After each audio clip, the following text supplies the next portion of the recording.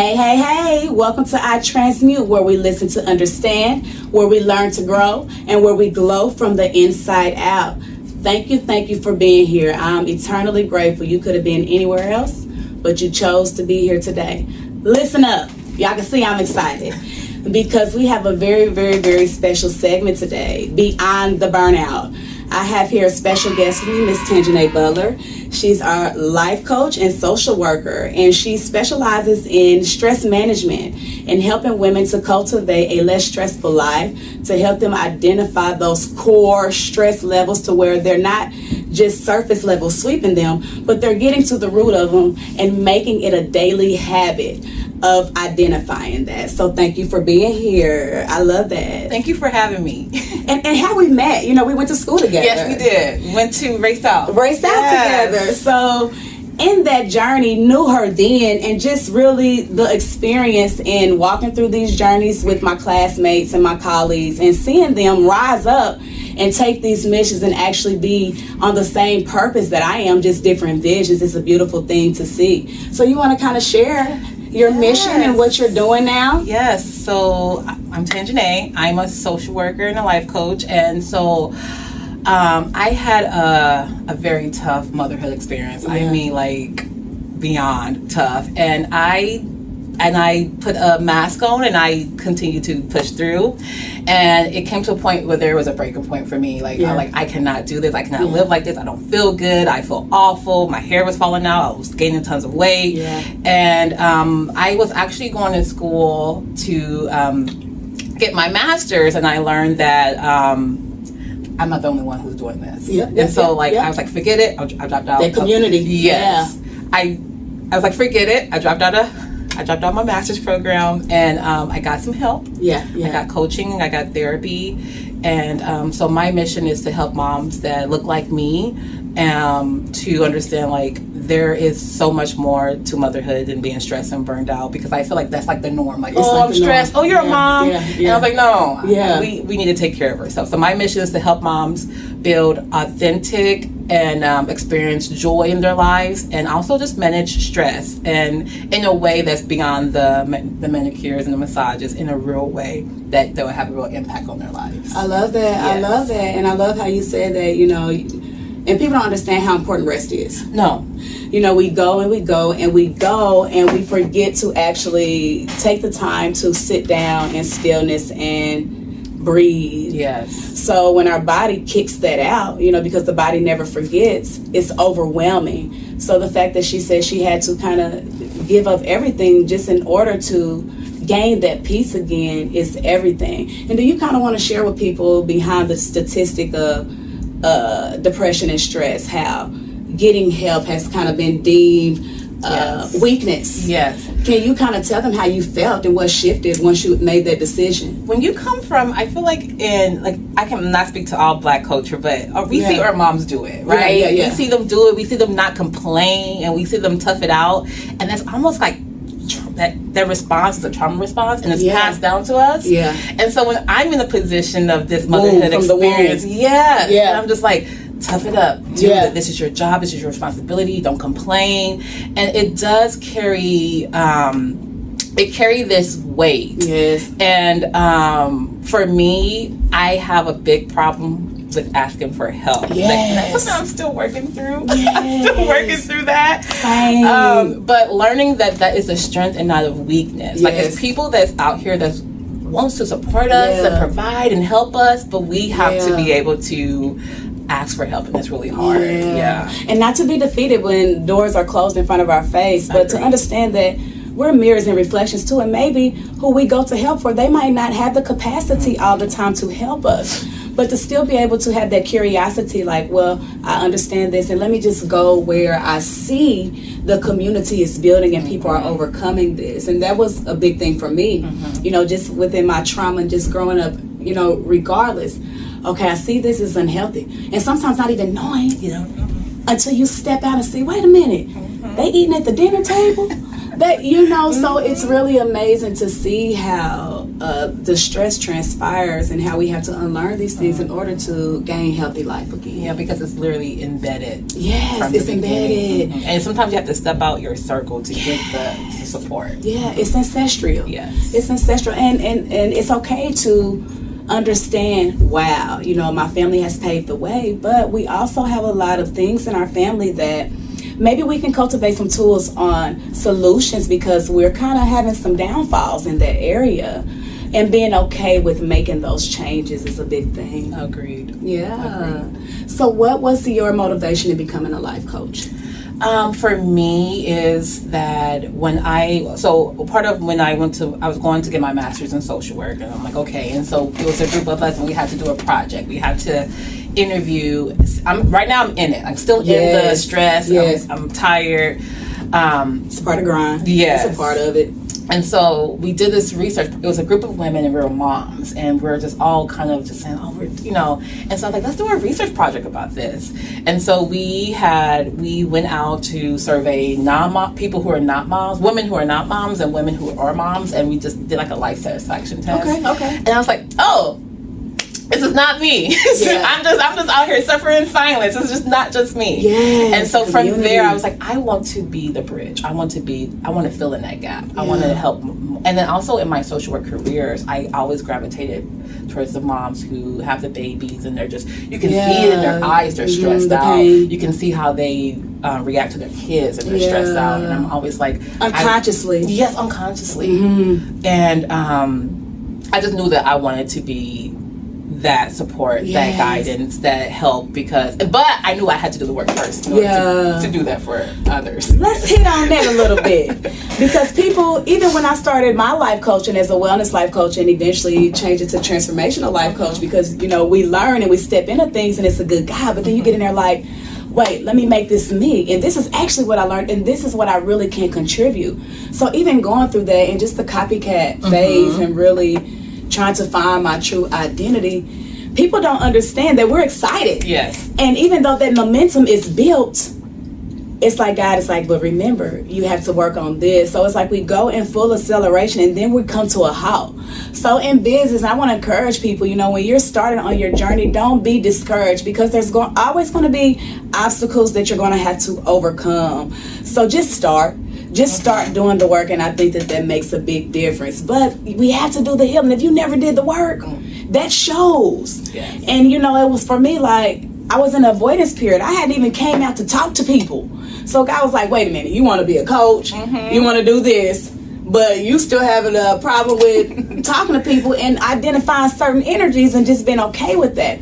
So having to also venture through that, but still having my clients and them also helping to instill that richness, that integrity, and that I'm not alone. Yeah. Yeah, I love that. And a lot of people think like, I have to have, like, I will never be perfect. Like, I always tell my clients, like, sometimes I'm in it with you or beside you or alongside you. Walking with you. But, like, and when you are telling your you're telling your people in your lives, like, oh, I'm a life coach. You're like, wait, you're a life coach? And, like, they still have transition. Yes, they still have this idea of you in their mind. And that's not your problem. Yeah, like, you just show up the way you want to show up, and you do what you want to do. And you authentically. Yes. Yeah, and that was my problem, wanting to be accepted by everybody, and like, dang, I came from a hard life, but I have all these experiences to share with people and all these tools that really help me, that I want to, you know, help people change. But how can I lead them if they're looking at my past or who I was? And the simple answer to that, continue to do the work. There you go. Continue to get up, continue to show up, continue to be consistent. Harmony Corner has been in business for 3 years now. And the first year, it was absolutely no pay, no anything, no nothing, just out here, just grinding. And I loved it. And I love it now. So I think that passion meets you there with that. I agree, 100%. Yeah. So let's talk about, I know you said that you kind of had your own experiences with stress, and just, that was a breaking point. Yes. Do you want to kind of share how that really cultivated you into getting into being a life coach in that area? I knew that I wanted to show up for myself and for my son in a different way. You know how, like, I always wanted to be a mom, But you know how like you have this vision, and when it's happening, it's not aligned. Yeah, And you know, things are not going to be. We want it in our time. Yeah. And things are not going to be exactly how you planned it with motherhood. Because I'm going to breastfeed until and I breastfeed for 4 months. Like it's like not like that, but just right. like listen, I'm trying. Right. But it was like I just wanted to show up in the way, and I was tired. I wasn't enjoying things. I would lay on the couch. I was cleaning. It's almost felt like I was on this hamster wheel, right? And just so let's start. Okay, I just wasn't showing up in the way that I want to. I was tired. I wasn't spending quality time with my son. Yeah, I wasn't spending quality time. It just felt like everything was robotic. I was thinking about waking up, thinking about sleep, and when it was time to go to sleep, I wasn't sleeping because I was overwhelmed and stressed. And so like I was like, okay, I want this to change. But what really was a breaking point is when it was a snowy day, and it was me and my son, and we were late to an appointment. And I'm stressed out, wherever, and I put him in his car seat, and he's a toddler, and he's like, no, I don't want to get in this car seat. And I'm like, get in this car seat. And his eyes looking at me, the fear, I still can't get that out of my mind. And I was like, this is not who I want to be, and I need to start doing the work for myself. Because that was the turning point of like, my stress is not only impacting my whole life, it's impacting my child. And that's powerful. Yes. And when you say that, for me, same. Yeah. You know, I have an eldest daughter, and she's seen a lot of things in her early childhood. And when I see that those things show up, when she got older, it was like, wow, this really impacted her. And maybe this is all the things that impacted me through my womb healing and my journey. So it really made me want to change. And people don't understand it's not overnight. No. We're going to have those days where we might come back to that, but to be able to talk to your children, to apologize to them, to let them know, hey, mommy has feelings too, and hey, let's be respectful, and these are boundaries, and to get back to that, I think is very, very important. I love that you said that, because I have this thing about changing when you're changing out of guilt, and when you're changing out of grace. There's one thing. Pace and grace. Yes. Yeah. And so if you're changing out of guilt, like me yelling at my son would be like, I'm a bad mom. Yeah. And then you go back and you isolate. You don't apologize because you want to avoid it. And then from there you isolate, and then you think about it, and you think about it. And now you're in this negative cycle. And then it happens again. It happens fast. Versus lack of communication. Yes. Because I think for me, I was internalizing a lot of things, and I was doing a lot of soul diving, but I still was having a really hard time externalizing that and communicating certain things. And so my child taught me her strength, and how she was like, no, I'm like, wait a minute, you know, how did people help me to shift that to power? You know, so really coming from that's powerful. Thank you for sharing that, because we get discouraged as parents, like, I'm a bad parent. And no, I'm growing and I'm learning. And this is just a part of the cycle, and something that I have to do to break that. I agree. And you could just be, I have this thing, like, you're not a bad mom, you just stress the hell out. Yes. Like, at the end of the day, you're just stressed out. Yes. So how do you get back when you find yourself getting to those raised stress levels, and you see it, you know, peeking his eye, like, here I come. How do you identify that, and how do you create that space to get back to you and your focus? For me, I often tell moms, we first have to acknowledge it. Yes. You can't be ashamed of the guilt, right? Like, it's guilty. Like, I hate telling that story, but it's true. It happened. And I have to acknowledge that there's something there. There's something that's not working for me. Yeah. And then secondly, you have to, like, go back to the drawing board of yourself. Like, journal or talk to someone about it, or kind of say it out loud. Yeah, you gotta say power and voice. And voice. And I did a video on this, as far as healing and recovery, and the importance of being heard and seen. And I noticed a lot of things didn't come forefront until I said them out loud. Yes. Because for so long we live with these internal thoughts and that inner critic, and we don't know how to compartmentalize that or separate those things. So when I finally started to see, I'm sure, wait a minute, like, that's that inner critic. When I started going back to school, and then I got all these obstacles in the back. What? How you gonna pay for it? Who gonna keep the kids? I had to start creating names for that. Like, wait a minute, and mine became a sound like near. It was an alarm. So as soon as I would start to get those thoughts in my head, that alarm would go off, and I'd be like, wait a minute. That's the inner critic. Because if I got the vision and God gave me that vision, then all I have to do is take the steps, even if it's not overnight. So let me think about what's on the other side of that fear of oh, I can and I can't, and what can. I agree. Yeah. I agree. And a lot of times, like, we have, I don't know how many thoughts we have. This is research that we have, like, almost like 10,000 thoughts a day.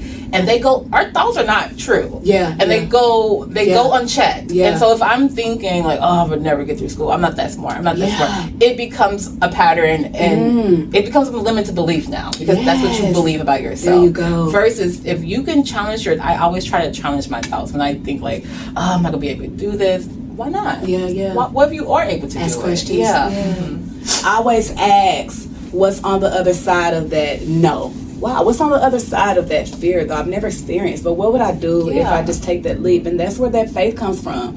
You know, and I do a lot of inner child healing too, and I think that comes from the inner child too, of just being neglected or rejected and not wanting to try again because you feel like you'll continue to be rejected. But I think that sometimes that rejection also teaches you, wait a minute, it's okay, because this might not be for me, and it's also protection. So once I learned that rejection is protection as well, because I would see it. People will reject me, and then I would see certain things happen in their life, and I was like, oh, wait a minute, that's why you kept me away from them, God.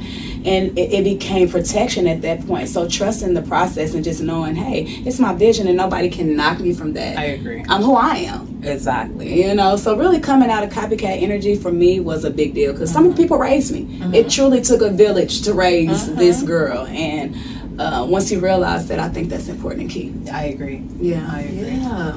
Absolutely. So what are some tools that you help your women with, or just anybody in general?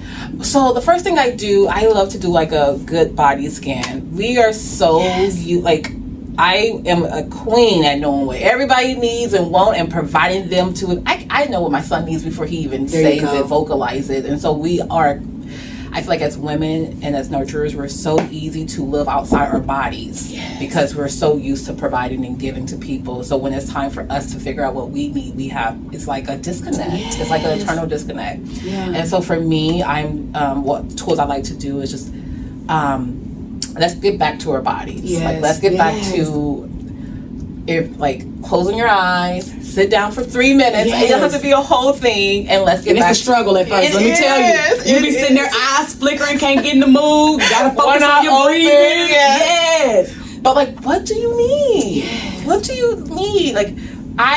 If I'm running around and my stomach is growling, I used to okay, I get that later. I'll get me up. And then next thing you know, I'm eating something I shouldn't be eating. What do you need at the moment? And honor it. And honoring it. And it could be so as simple as I need water. I'm thirsty. Get your water. Honor it. So start small and build your way up into it. I need some emotional support.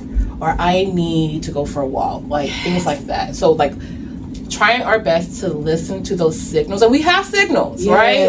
When my eye is twitching, I need to go out. I need to chill because I'm getting stressed out. When my fingers is shaking, or I really can't think in a room, and I have to step out. Or my biggest thing, I'm easily agitated. Yes. When I'm easily agitated and people are coming to me, and I'm like, nope, get out of my space. I know I need to go back and cultivate that self-care. Yep. Yeah. That's me too. I find myself when I'm snappy, I say, okay, I need to figure out what I'm missing. I'm missing something. I need something. And just keeping eyes on those signals. That's what my or cycle time. I realize it's either cycle time. Oh, yes. And I'm like, wait a minute, is it okay? That's when you gotta actually up to self-care at that point, because it's wild. It's a wild time. And identifying that though. Okay, so cycle time. Okay, I need a little bit more time with me because maybe I've been overextending and not really stepping in a place where I've had that stillness. And for people who are visionaries, and for people who are always having new thoughts, it's very important for us to have that stillness and that quiet. And I never understood that until I really started to go through it. Why am I tripping? Why am I spazzing out? Because I can do this. So why can't I deal with the people? I'm just as difficult as they were. So what is the problem? Really deactivating and understand. And not only that, like you said, scanning. If I'm having pains here, what is that? Where did that come from? Let me figure out how I can start to release that. And that's how we figure out those early signs of illness too. That's true. I started to figure, and that's how I figured out my gut healing. My body was breaking down. I had to give up dairy. I had to give up beef. Our bodies change. I'm not that 20-year-old no more. No. So just understanding the body and being able to sit in that stillness. I think I feel like stress has a big impact, bigger than we ever can imagine for myself, because it is a physical thing, it's a mental thing, it's an emotional thing, it's a literally body breakdown thing. I agree. And I think people don't realize how much stress impacts their day-to-day. I agree, and I was reading something, 75 to 90% of doctor visits are stress related. You know, so if we can really, that's root there. Getting down to the root of those stresses, maybe not the same stress, but identifying, okay, that's stress, and let's get down to the root of where that stress is coming from, I think really helps to keep us in gear. I agree. 100%. So what are your next endeavors? And I know you start off life coaching, social work, but you've been branching into bigger things now, really buckling down on your niche. I have been, I have put my mom coaching on pause, and I loved it. I have workshops, I had all the things, I really did enjoy it. But lately, I feel like when I have a shift, my business has a shift. Always, Okay. So lately I've been in this spot of like, I'm not exactly who I was, like, you know, like things that I had a lot of changes that happened in my life, and then I'm not exactly who I'm becoming. I'm in this middle phase, and it's hard, and it's difficult, and I don't like it. But also it's teaching me so much, because like you, I really need to buckle down on rest. Like, I'm like, okay, I rested, now what? Now what? And I'm thinking about future. I'm thinking about all these things. And so, bills, finances, which is another big thing. What am I doing? Where I'm going to stay? What my career look like? What vacations I'm taking? And everything. Is my kids okay? Yes. Oh, that's another thing. But I was like, okay. And so, like, I'm in this uncomfortable space. I can feel it. I'm body scanning. I can feel it. I'm not happy. I'm not happy anymore. I'm just not aligned. You're just not content right now. Yeah. And so, like, it's like this weird thing, because I still have these old patterns and habits, and it can't come to this new life I'm building. So right now I'm kind of just like really exploring what will it look like to have a space open for women, like a healing space, to kind of journal their way through it. Not me even leading or coaching, but just being there to present. To be there and support and provide a space for them. And so the shadow work of like things that I think about, which is so hard. I'm not gonna lie. It's things that I think that I'm not putting down on paper, and I'm not telling anyone, so it's stuck there. I'm actually acknowledging those things, and it is very uncomfortable. But I was like, what if I create a space for this, or I create a blog to tell people, like, this middle space is release. Yes, this middle space is happening, it's natural, and we can share it together. And that's what I Transmute is all about. We take that pain, we take those downfalls, we take those moments where we truly feel defeated, and instead of taking those moments and making it revengeful or, you know, picking up unhealthy coping habits, like she said, it's uncomfortable. But we stick in there, and we know that it's a shift, and we just continue to stay on it. Because 30 days, you know, you're getting used to it. 60 days, it's a habit, and now 90 days, it's a ritual to where it becomes a lifestyle. How many years did I go through it to where it was conditioned in me? It doesn't take, you know, overnight for those things to become unconditioned. And I love how you expressed, and I love how you're so openly expressing. Your vulnerability is astounding. I love that. Good to hear. I love that, because, and it takes us a while to get there it too. Does. But once we get there and we're able to express this, I think that's a part of the release. It is. So I see big things for you there, because what you're doing right now is you're releasing those things. And nobody's perfect, because God, we're still getting blessed, and we're still walking into those new endeavors, whether some of these habits are lingering or not. But the key is she's identifying it. She's able to pinpoint it. She's not walking around here blinded anymore, like, wait a minute. She's understanding that, and she's actually setting up systems and building places for people to be able to talk about that, to be able to break down the importance of all of these things. So not only is she doing the work and releasing, she's transmuting and creating a legacy to build these spaces for just the general public, not only women, because men need it too. Yes, and although women tend to gravitate women, I've learned that a lot of people gravitate to you in general in the wellness and healing business. Just depends on the journey and the season. So that's important to also express. Rome wasn't built overnight. It was not. And I do, like, I'm so glad that I found you on Facebook. I'm not on there often. The rekindles are great. Yes. I was like, because at first, like, am I the only one? Because I know with my friends, I love all the things, like, I want to do, like, the crystals. I want to do the restorative yoga. Yes. Like, I am really, like, in yoga the girl. woo-woo of it all. Yes. And so... we gotta... Yes. Yes. And so when I saw this, I was like, I'm happy because I'm finding these spaces, like, I'm not finding anyone that looks like me. And when I saw you, I was like, oh my gosh, I'm so happy about this. And so, like, I'm so glad with the work that you're doing because it is so much needed. And I feel like I'm just thinking of how I grew up, and I wish that we had these spaces for us growing up. Yeah, and so it's so good to see that we're creating them. Yeah, we're creating them. So I just want to say that I also appreciate what you do as well. And you too, sister. Yes. And not to discredit our parents, because like I said, it's evolving, we're growing, but to be able to recognize that and to be able to bridge those gaps where you see we can have solutions. And to thank God for, hey, you pulled me out of that, and it wasn't a burden. This was a learning lesson so that I can be here today. I agree. Sitting on this stage to share these experiences so other people can overcome them. So that's just amazing within itself. It really is.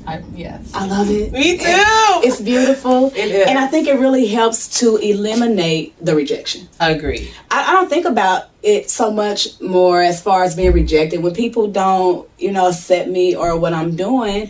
And even like you said with the crystals and everything, because I talk to people about my shift from hardcore Baptist and Christian to spirituality and just walking with God and knowing that he's always there.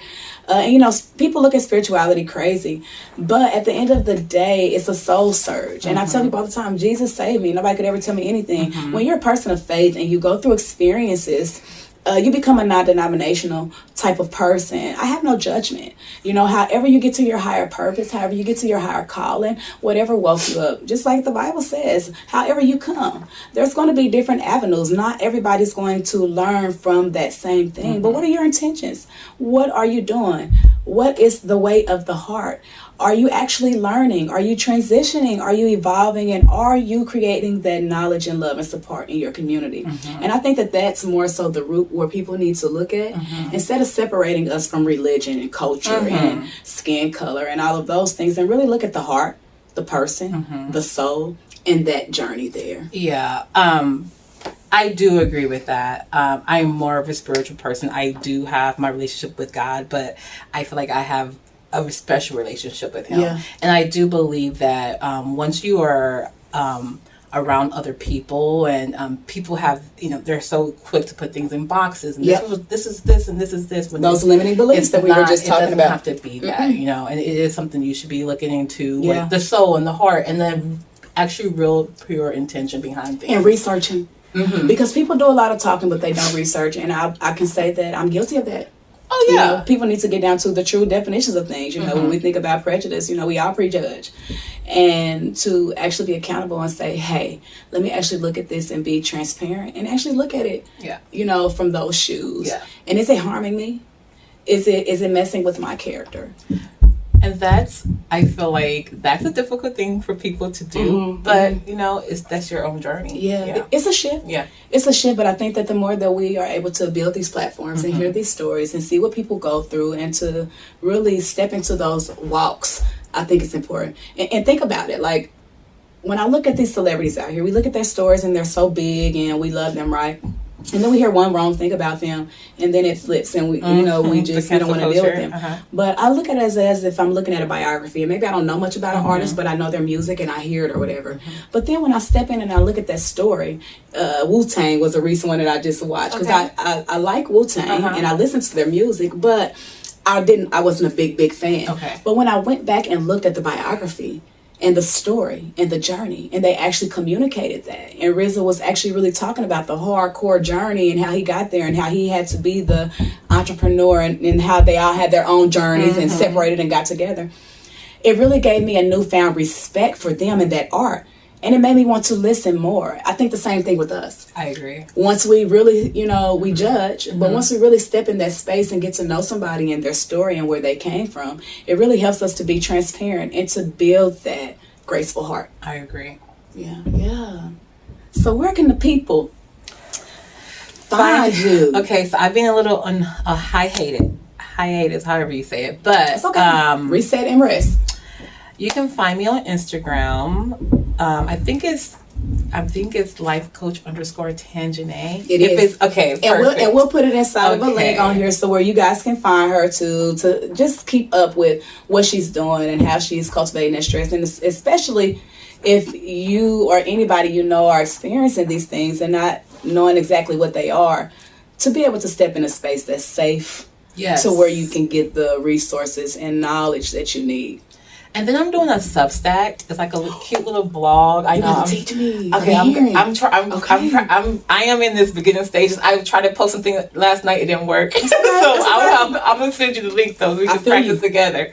But just kind of blogging where I am in my life without criticizing it, and just being in this space, just being present. I just want other people to be along with the journey alongside me. So you can find me on Substack. I don't know the name yet, but I will give it to Denise. We're gonna give y'all all those details. Don't even trip. They're going to be in the links that we post after the video. So if you guys stay and watch the whole thing, make sure you stay after the outro, and you will also see her information and some of mine too. But you guys know you can always come right back here and find all of my information in my description link below in the I Transmute column. So I really appreciate that. And so for the last part, unfortunately, I don't want to hold you. I know we're busy women. No, you're fine. But this is beautiful. I love this conversation. I love this conversation. I want to thank you for having me. And thank you for being here, because, I was talking about the other day, collaborating in Kansas City, we've been deemed as a crab in a barrel type of community, and to have people that really care, are passionate, and show up, it means so much to me. I really appreciate the women who take this seriously and show up and help to build this legacy. So thank you for that. Oh, thank you for being here. Yes, of course. Stress facts. So we're going to talk about some stress facts, and we have a professional here with us too, just to go over them as well. But I just have about 5 stress facts, and this is just to kind of educate people who are dealing with stress and really don't know where to begin or how it comes about, or just some of the signs. So 1, stress shrinks the brain size. I don't know if you guys know, but in our prefrontal cortex of the brain, it's an area that is responsible for all of the decision making. And if our stress levels are high and this part of our brain is affected, then it really shows up in the brain. So how do you feel about that? I 100% agree with that. I am a social worker, and a lot of times I'm working with lower income families. And when you are in that position, and I have been a low income family, but not a parent of that. But when you're in a position, it's always like you have this stress, right? And so the constant, it's good to have stress, right? So we want good stress, but there's a thing of calling being bad stress, which is like a chronic stress. When you are stressed all the time, it does shrink your brain, and you learn that sometimes, like, just financial decisions and the decisions you make are not always the best decisions for in that time. Yes, and I've learned that too. They say if you're unsure and you're in a confused state in your journey, it's not the time to make those decisions, because you will make impulsive and quick decisions that are not good or foundated for your life. I deal with a lot of families who are in crisis, like in real blown crisis, and I feel like for me, my first thing, like, I know this is a lot going on, but we need to take a step out. We need to go for a walk, or we need to take some breathing before we decide on what to do next, because it's so hard to navigate life. You can't invite in if you can't release. I agree. It's really hard to stay focused. I couldn't do anything until I started to actually release and do the work. And then to the next thing we'll talk about is how it affects us in the brain with our mental illness, and how it affects that cortisol, which is a hormonal change within the brain. You want to kind of talk about that? Yes. You begin to be snappy, exhausted, maybe some physical things like headaches and tension. And then also depending on the type of person you are, but you start to have habits that are going to cause some thinking of the hormone that when you is it kind of like for the memory or the hormone like that shows love, like when you have a baby. I know what you mean, but dopamine, there you go. Okay. You start to do things that creates that. So it could be drinking or I don't know, eating, anything, everything. So like overextending yourself. Yeah. So to please other people, but so like just those addictive type of behaviors, and that was kind of what I was going to kind of get into next, as far as it triggering addiction and mental illness and just all of those things that we don't want to deal with, but they just kind of come up if we ignore and kind of just surface level and sweep things. Because I thought I did a lot of healing and I surface level swept a lot of things. So when I really started my entrepreneur journey, I had to go back and look at those things in depth. And once I looked at them in depth, now it's easier for me to be able to identify and almost heal through a lot of those things. And healing's not linear. There's no final destination. There's none. I tell people all the time. At all. So just stay on it. And best advice is just really just to stay present. And everyone handles stress differently. There's numbing, there's avoidance, there's both for me. There's crashing out, which I'm like, if I get up there, I'm crashing out. It's crash out. It's crash out time. And so like just kind of understanding like when stress shows up, how are you handling it? Because people think, because I'm not reacting, I'm not stressed. Yes. And I also have a anger alchemy course that I actually am finishing. It'll be finished actually by tonight. It's my work night. And I'll be offering it with my anger alchemy coaching courses, because like everybody else, we all have to overcome that. And I think that it's important to be able to have that support and that accountability partner when you're going through that, to be able to shift from that, turmoil or whatever you're going through to peace. Yes, I agree. Yeah, so it's just amazing to be here. And we just want to make sure that you guys are well, and make sure that you have the resources out here that you need to be able to build the lives that you guys want and so truly desire and so truly deserve, you guys. But it's so hard to get there with those blockages. And we want to emphasize it's okay to feel these things, but it's not okay to sit in them. If you feel like you're stressed out, you feel like, you can't endure, if it's affecting the brain, the body, if things are coming out with your children that you usually typically wouldn't do, and you're needing that self-care, it's important to step away and really find those communities to help. And I like your motto. What you said, like we're glowing inside to go on the outside. You that already is the know. first thing that you have to do is to work on the internal things. Like a lot of times people are like, I'm stressed because my dog keeps barking and my kids. No, we have to work on the internal things, the internal triggers, in order to really get the external out. And it shows. I'm not gonna lie, it shows. People recognize it, you guys. So if you're not doing the work, people are going to be able to see that, like, wait a minute, is she doing the work? And it shows through our experiences, what we say, our body language. Wait, is she showing this, or is she just speaking this? So you have to really step into that gear and step into those lifestyles that you are so wanting to claim. I think that that's very important. And you're right. We gotta exit out of here with that song. My ancestors gave me a song, and I sing it on every exit. I love it. And it goes a little something like this. I'm gonna walk on my journey. I'm gonna talk on my journey. I'm gonna walk on my journey. It's my life, and I'm gonna walk. I'm gonna walk. I'm gonna talk. Thank you guys so much for being here. If you guys want to collaborate, if you guys want to work with me, Tanjanae will have all that information below. Thank you, and have a beautiful day, beautiful souls.